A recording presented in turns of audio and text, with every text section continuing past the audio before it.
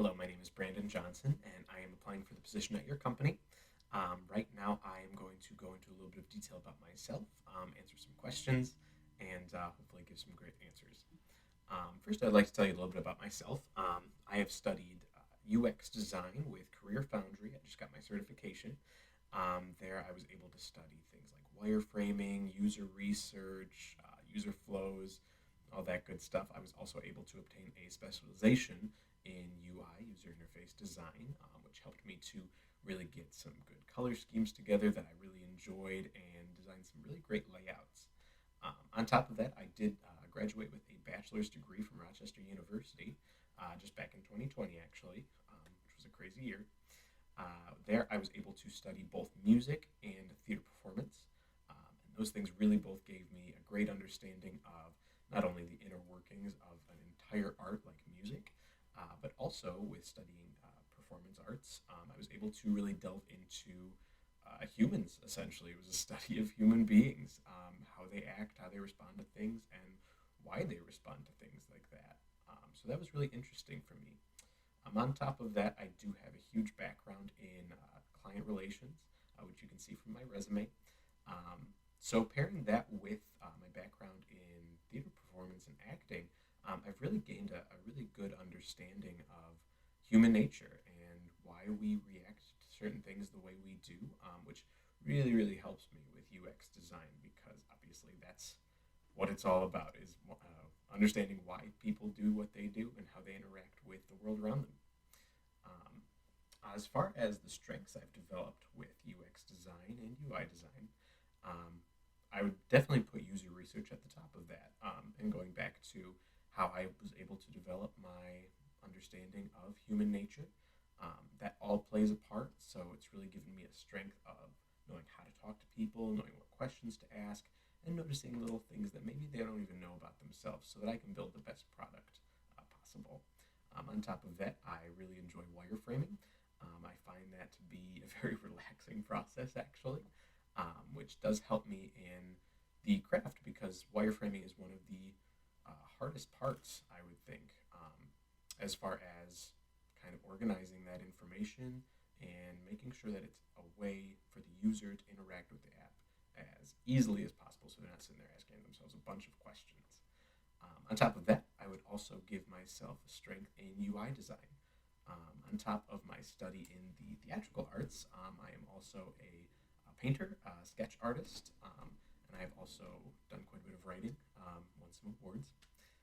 But with that, that all really lends itself into UI design and gave me a really keen eye for detail and how to make something really pleasing to the user.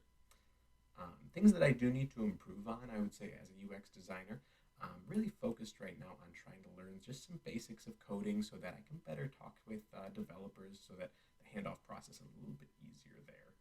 Um, so, to tell you about a project that I worked on and what I did to make it a success, I did work on an app called Pluto Pay. It was a money transferring app which allowed users to transfer money to friends, family, even businesses.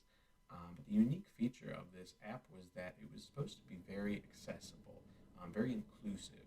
There's a big, big market right now of users who don't feel comfortable with apps like Venmo, Cash App, Zelle.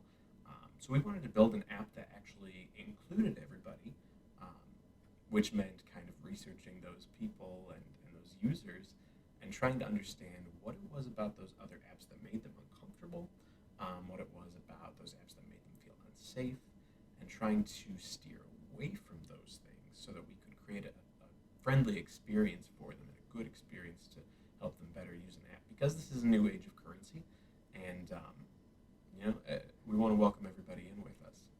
So that was a really good example of a project that I worked on that I think was a success. Um, now, the next question is to give an example of a work situation that I wish I'd handled differently.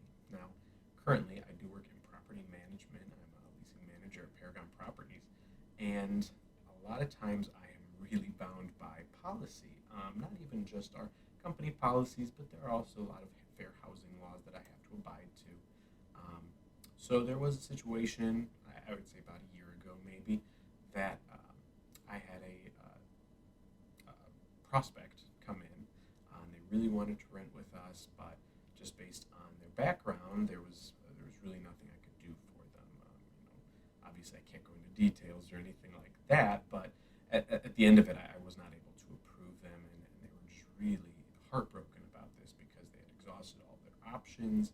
Um, and I do, looking back on that, wish I had been a little bit more sympathetic. Obviously, human nature is something that I pride myself on, and the ability to help others is something I pride myself on. And looking back on that situation, even though there might not have been anything I could actually do, I do wish I had handled it a little bit better, and maybe shown a little bit more love in that sense.